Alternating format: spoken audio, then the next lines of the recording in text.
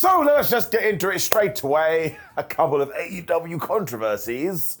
And we begin with the brand new theme. This, of course, is because AEW Dynamite now has a new theme, which is, I'm so excited, by the Pointed Sisters. And I enjoy it for two reasons. The first of which, it reminds me of Saved by the Bell. And if you know, you know. Jesse, stop taking those pills. It's also just so damn catchy. And my foot was tapping away, even though my brain wasn't telling my foot to tap away. And the main thing is, wrestling promotions and programs change their theme songs all of the time, so you can forget about this in a few months. But in terms of a bit of nostalgia and making me go, it's just having a good time and it's fun, I don't even care, man. No one can stop me. I'm out of control. It is 2025. Giving it up. Also, hello, if you have just stumbled across this, you have no idea what's going on. It is just a wrestling review show, but we do it with the magic finger of power. And again, because it is 2025, Happy New Year, my friends. Remember, you don't need any other wrestling shows, review shows, I should say. You just need this one. There was more craziness we have to discuss as well, because indeed, Adam Copeland, the man formerly known as Edge, has now changed his name to just Cope. And yes, look, sure, now he does sound like he's a walking mental health helpline, but at the same time, there was once a dude called Dolph Ziggler, and we all went, ha ha ha, Dolph Ziggler. Nobody is ever going to get used to that. And you jump forward a few years, and everybody was indeed used to Dolph Ziggler. So no, I wouldn't say I'm the biggest fan of this, but also, I really tried, and I'm happy to inform you that I don't actually care, because again, come February, no one's even going to give a damn. Let's just move on fast. Jon Moxley was then cutting an unhinged promo, and I think this came after at World's End. He was all like, well, Adam Copeland, excuse me, Cope, although he did keep calling him Adam Copeland. I don't like what you just did. He also said that Adam is the loudest guy in the room because all he does do is make a lot of noise. So I do believe our next world title program is going to be Jon Moxley versus the Cope. Let's definitely not put a "that" in front of it. That makes it even more ridiculous. But I don't mind this at all, mostly because, again, I am a massive geek, and it's fun to see two guys that used to be in WWE fighting in AEW. And I know I'm not allowed to say that. Here's the truth, my friends, I just did. Rated FTR then fired back right away, and the reason Cope is mad is because Jon Moxley has been taking out all of his friends. Not to dinner, he meant he tried to kill him. He also thinks he sees fear in Moxley's eyes. I think that's true. I'm pretty sure Jonathan is insane. And as we are talking about these people, I do need to apologize for what I said last week, because I was all like, what is Jon Moxley going on about that he has sacrificed things? And someone tweeted me going, Simon, didn't he kill Bryan Danielson? I was like, that is very true. So yes, please accept my apology. I am an idiot. But look at me, it doesn't come as a big surprise. When we actually did get a first singles match ever, which is pretty exciting, especially because we have just entered a new year, and this is the way to do it because it was a couple of All Elite Wrestling OGs.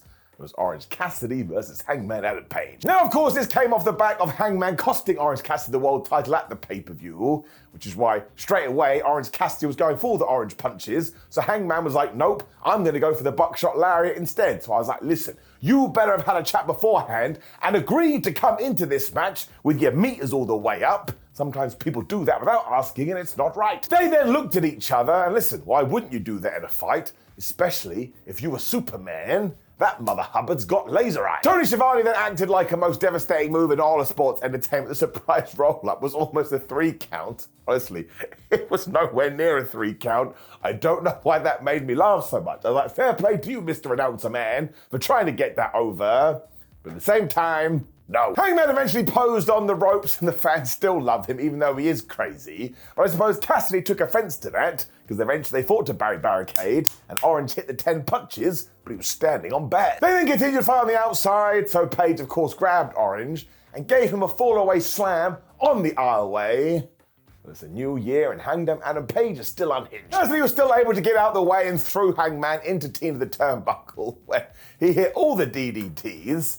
To the point, I'm not sure we can do any more for a while. I mean, there's none left. There was then a great counter because Adam did go for the buckshot lariat, but instead Orange Cassidy was able to get the beach break when he just went, let me just check my notes here, orange punch, orange punch, orange punch, orange punch, but damn it didn't work. And when Hangman fell to the ring apron, he was like, ha ha, this is my favorite position. He got the buckshot lariat, 1, 2, 3. We are quite clearly trying to still get across that Hangman Adam Page is crazy though, because man, he destroyed Orange Cassidy after this. and he gave him around about 42,000 dead-eye. Christopher Daniels eventually ran out, and I was like, wait a minute, you're supposed to have Hangman Adam Page's back, and clearly these two have not had a proper conversation, because eventually Hangman screamed at him, I don't like you. And yep, he got whooped too. He also just stormed off saying, leave me alone. So I was like, well, that's a man after my heart. And this is very much a story we do need to see play out, because I really do not understand where the relationship between Hangman Christopher Daniels starts and dies. It was really fun though, and again, Hangman Adam Page has now put himself in a position to do something.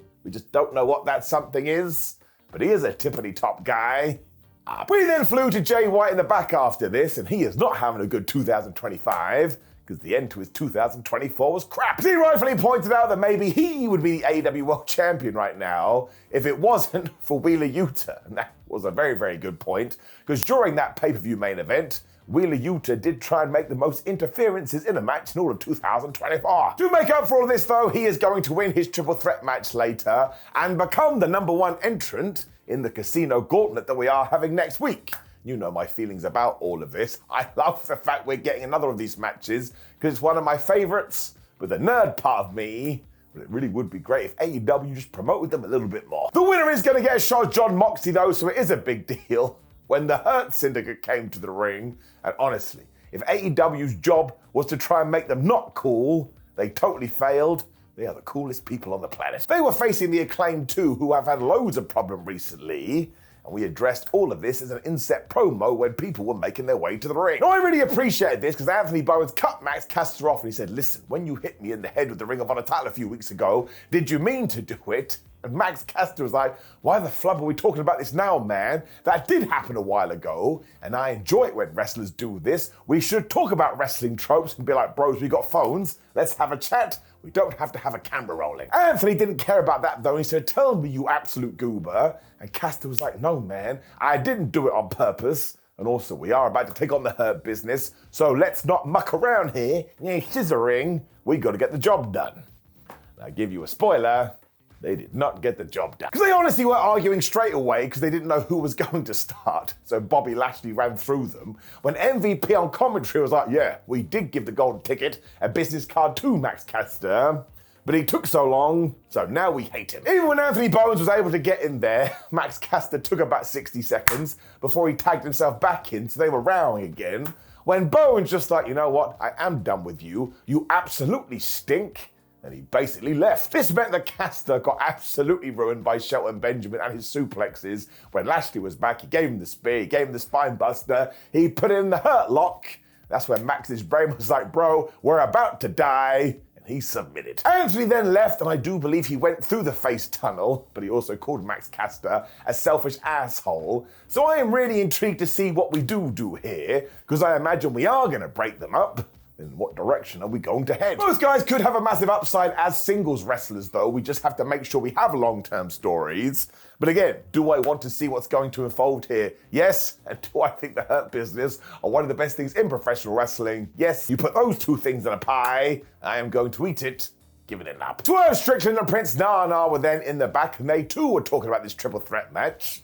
Because obviously Swerve wants to win. He also apologized to the fans because he's like, listen, I know I got a little bit distracted towards the end of 2024, but we also had a banger year, so now we are in 2025. Let's get back to the good stuff. Strickland also had a great line here because he was like, oh, this will be my first ever Casino Gauntlet match, and do you want to know why? It's because when all the other ones were going down, I was already the World Heavyweight Champion. It was then time for Julia Hart versus Jamie Hayter, and man, I'm just going to tell you, I love this, especially because it did have wrestling secret sauce. There was jeopardy. Both guys needed the win. I also think you have to take into account that this was Julia Hart's first match in ages after an injury, and with that in your brain, yep, I thought these two totally cooked. I mean, Jamie's also top tier, although she made a terrible mistake here, because she had hair. And Julia was like, I love hair. She grabbed it and threw her into the ground. Jamie then came back with some neck breakers because she hates necks, and sure, at this part, it was a little bit wibbly wobbly, but then they did calm down and they just got into the nitty gritty, and I thought they raised the game. They kicked into gear when Hart avoided a suplex and was able to basically throw Jamie into the Simba the Steel steps, but when she came back, Jamie Hayter was like, no, I'm gonna hit you with the hate breaker. She got a 1-2-0. Julia then missed with the moonsault, but was still able to bop Hayter when she was going for the Heartless. Listen, I did my research. You don't want to get locked in that. That's her signature move. Jamie then came back with a DVD when Julia went to Karate Kid levels as she swept the legs. So this was back and forth wrestling tennis. And given this did hurt Jamie's ribs, I kid you not, Julia Hart was like, I'm going to get an arrow and stab you. Like she had the arrow that she had in her videos.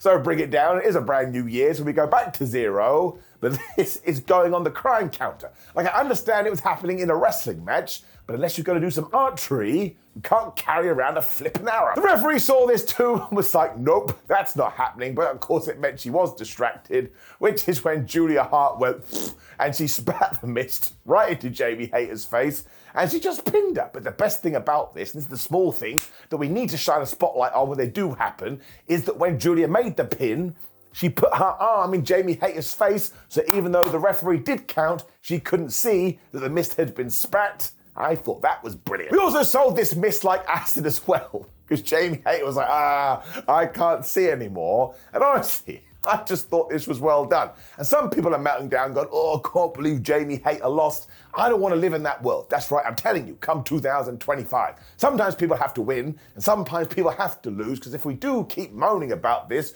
we get way too many shenanigans, which is what wrestling promotions are doing anyway. So yeah, there was just something to this, and throughout the year, we should push both guys. That's a great position to be in. I'm giving it enough. We then got a real cool video focusing on everything that had happened in the Continental Classic and Will Ospreay and Kyle Fletcher, while also reminding you that Okada is the greatest tournament wrestler alive. We then zoomed in on the Continental Champion and he was all like, man, Will Ospreay, you're my little brother, better luck next time, when he addressed the returning Kenny Omega and was like, you better stay out of my business, you bitch. Otherwise, I'll kill you. Now, I really did think that Kenny Omega should have opened the show tonight because he's such a big deal. Like, again, he's heading to Japan at the moment for the Wrestle Dynasty stuff. We're talking about AEW. From an AEW point of view, that's what I think we should have done. So when all is said and done, I just thought this was a missed opportunity because Kenny, now that he is back, should be treated like the biggest deal in the promotion. Like, even if he can only be 70% after all his health issues, I tell you for free, my friends, 70% Kenny Omega is better than most. Instead, this video was all that we got, and that just disappointed me a little bit. And maybe I'm being a sensitive Sally, but I am going to give it a down, given that he officially has come back. Well, I just think we should go all the way. As we had arrived in a new year as well, and because she had retained her championship at the weekend, out came Mercedes Moné, not doing this, that's for sure, because she was going to have a championship celebration. She was so happy as well, she had told AEW to make her a video showcasing her achievements.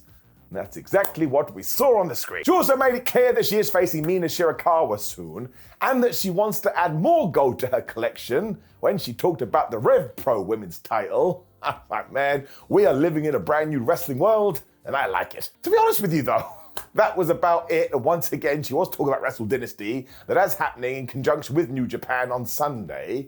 But I was also like, shouldn't somebody from AEW have interrupted her here, or we put some teasers in the books? Because again, you may not care about the show at the weekend, and you only want to watch Dynamite and Collision. It's totally fine. I don't want AEW to stop doing this, because I think them working with other promotions is one of their calling cards. But in terms of a segment on Dynamite, well, this one just felt a little bit flat because, again, if you wanted a new contender or challenger, you didn't get it. It also seems crazy to me that for the second time, Chris Statlander went out there and had a match of the year contender, and then we don't hear a peep from her, although to be fair, you may get that on Collision, which has been her home. But overall, I am going to give it a down. Sometimes I just feel like we can do a little bit more. None of that matters though, because the video we got after this was focusing on the American Red Cross and other charities, because we were in North Carolina, and there's still a lot of relief needed for all of those hurricanes. So it's really important to continue to talk about this stuff, because fine, maybe your favorite wrestler didn't win, but that pales in comparison to normal families who are still struggling to get their lives back. But fair play to AEW, they have done a lot to help this out. Alex Marvez then had the third person in that triple threat match. Yes, it was Roderick Strong, who somehow is in that Casino Gauntlet match. Now, I do understand that we had the big reunion with the Undisputed Kingdom at World's End, but at the same time, Roderick Strong has been on a losing streak recently, so how the hell did somebody go, yep, we should put him into what is essentially a #1 contender match? It just means as well, if some people aren't in there that would be more worthy contenders, you're going to get fans scratching their head. But also, Kyle O'Reilly was here, and now he's perfectly happy to hang out with these guys. What the flub happened to all his sadness? Now, yes, once again, I know on Saturday they were all doing the dance of joy, but I think Carl needed to say something here, even if it was, Adam, you did the right thing, and now we can be buddies again. Also, he is in the Undisputed Kingdom, and I thought 6 months or so ago he said to Roderick Strong, thanks, bro, but I don't want to be in the group. So what the flub is happening? I'm being a geek again, but that's a doubt. The Kingdom did say they've covered all bases though, so they want to go after singles belts, tag belts, and trios belts. And yes, once again, I'm just a little worried we have missed the opportunity with this because of all the injuries. You don't want to feel like a retread of something we've already done. It also sounds like they could all be in the gauntlet as well, because Roderick did say it's every man for himself. So we absolutely do need to keep an eye on it. When we got right into this three-way qualifier, and it was Swerve Strickland versus Roderick Strong versus Jay White, and honestly, they would have had to have gone out of their way to have a bad match. They're just too good. Now Jay won right away because when Swerve was doing his entrance, not only did he do Prince Nana's dance, but he also tied it in with his gun bang bang taunt. So we're doing it right away. We're bringing it down. It's a goofy wrestling for life counter because we do not celebrate this nonsense enough. That really made me giggle. And giggling is good in wrestling, so we are away. Jay then got crushed by this awesome Swerve Strickland dive when Roderick Strong was in there throwing bones. And they just did the old you go, I go, we all go. But it was so well timed, and they fought at such a frenetic pace. I could have watched it forever, or for the allocated time it was given on this television show. They then all clashed as Swerve made sure to take a med pack so he could get back into it with a bomb of power, when Roddy was like, nope, you're not going to codebreaker me. When he did a double DDT, or actually I think Jay White did that, and do you know what is better than a single DDT? A double DDT. Roddy then had his own moment too, because he was whamming people with bomber powers to get a 1-2. I suppose we should just jump to the reason that Swerve Strickland didn't win this. And the answer is nice and simple. It's because of flipping Ricochet. Now let's not mess around either, because there is the crown counter and bam, it goes to 2. Because when Swerve was on Barry Barricade, Rick did turn up. Sadly, I'm going to have to go to jail with him, because he had some scissors and he stabbed Strickland right in the head. Now the reason we are both going to prison is because he did this, obviously, because it's a hair-cutting tool, and Swerve Strickland kept going on about the fact Ricochet is bald, and I feel that one, man. I feel that down on my Tootsie Toes. So sometimes, if you do have to go insane, well, that's what you gotta do. I think Roderick Strong must have been totally perplexed by this as well, because in the ring, Jay White just hit the Blade Runner. He got the 1-2-3. So now he's got number 1 in the gauntlet, which of course, by gauntlet rules, actually puts you in a pretty good position. Ricochet was not done though, because he then found Swerve Strickland and he continued to stab him in the head with the scissors. Now, Prince Nana came to help, but Rick was like, I've got scissors, you absolute moron. And honestly, the way Ricochet was dressed here, he looked like a damn hitman. And because Strickland was bleeding and Ricky was wearing right, he got blood all over his clothes. So all those people a few weeks ago, they're like, oh man, I can't believe how stupid Ricochet looks. Well, look at the 180. Now you look a little bit silly. He also got a chair and started to whomp Swerve when he sat him down and hit the spirit gun. This is when the Undisputed Kingdom came out to make the save.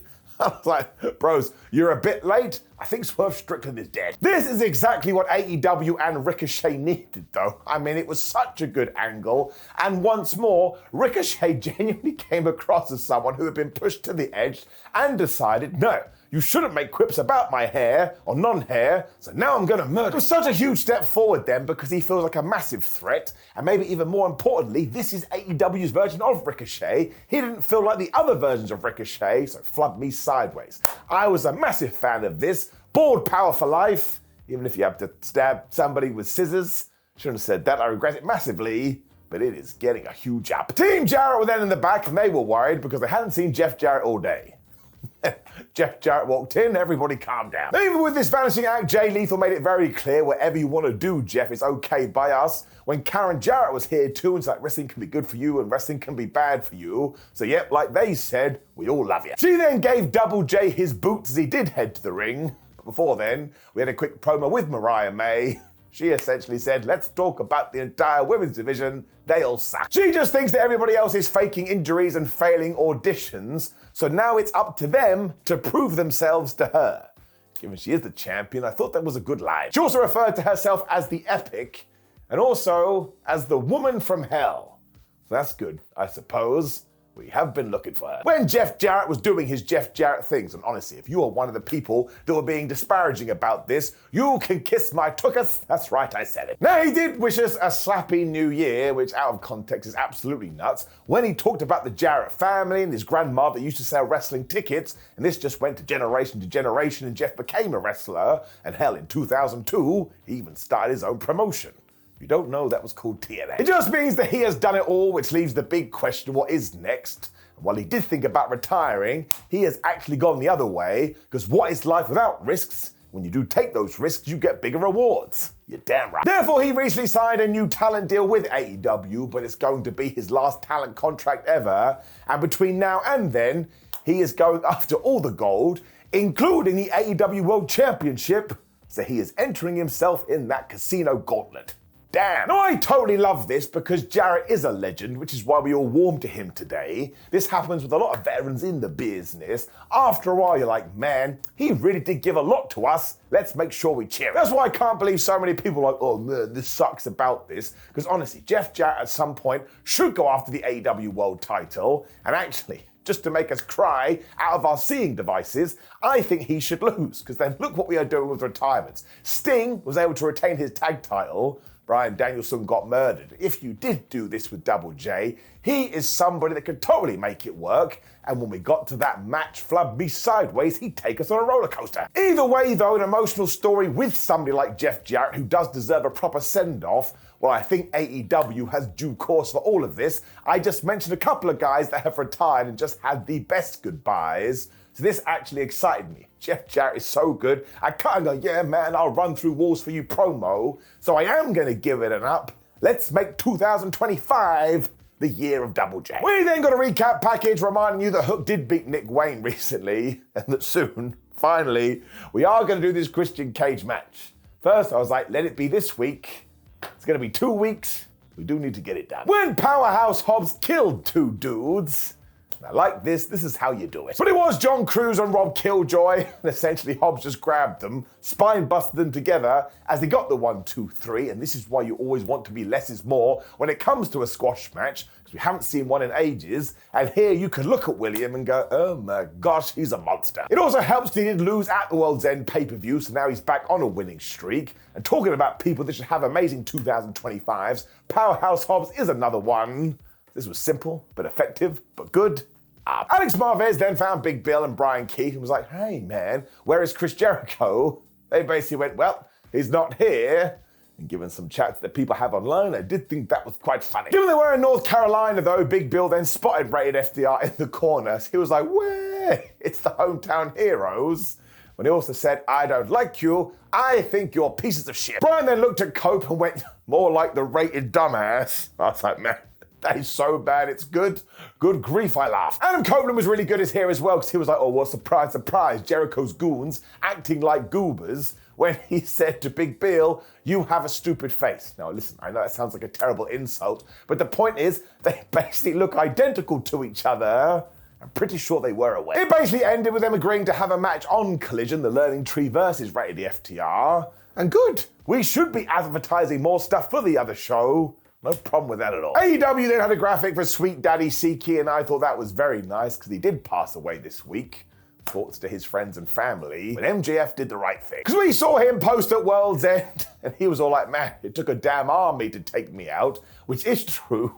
Let's not forget, he got bludgeoned by the entire Undisputed Kingdom. He also made it very clear that the Adam Cole stuff is now done. I was like, well, thank Flubbins for that. And this is mostly because Maxwell only wants to do one thing in AEW, and that's win back the world title. That was like music to my ears. He also doesn't care about John Moxley's stupid antics, and he doesn't care if he is trying to burn AEW to the ground. He just wants his Triple B back. This was exactly the correct move to make. So it's another huge step forward and gets you excited about 2025.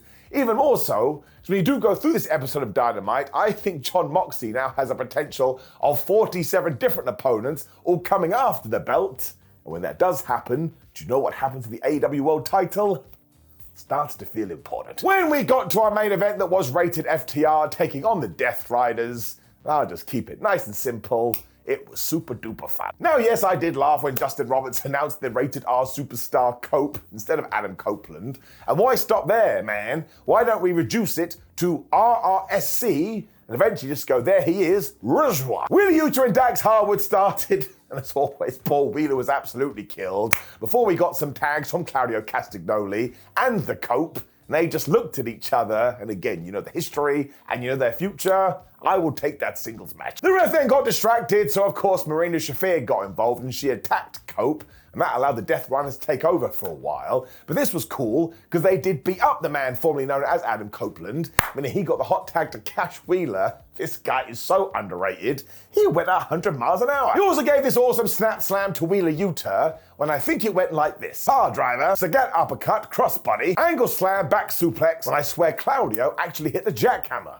Why not? We then got to Cope and Mox, who once again is going to be our next world title plan. And even though John Moxley was going for the paradigm shift, Adam Copeland was able to get the Impaler DDT when he probably got really mad because I keep calling it Adam Copeland and now his name is Cope. He also kept going for the spear, but eventually the Death Riders pulled him out of the ring and threw him into the ring post when they were also going to throw him through out of the announce table. That did not go well at all. Because instead, Jay White lived up to his promise. He was like, Wheels is all alone in the ring, so he gave him the Blade Runner, but that meant Claudio was like, oh, now I gotta go after you, which is when Cope was able to reverse it, and he smashed John Moxley into Barry Barricade, and they were dead. It also meant Yuta, who just takes everything, was completely wibbly-jibbly, so FTR gave him the Shatter Machine as Edge, excuse me, where'd that come from? Cope finally hit the spear, and he got the 1, 2, 3. It also means that Rated FTR just defeated the Death Riders, which does tie into the story. I'm not sure when the next pay-per-view is, but it will be John Moxley versus Cope.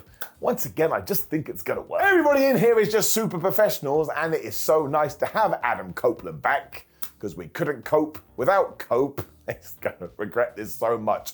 I am gonna make so many bad jokes, but I am going to give this an up. Which brought us to the end of the first AEW Dynamite of 2025. And of course, if you're in America, you could simulcast this on Max, which is really cool. But if this is a sign of things to come, we should all be very excited.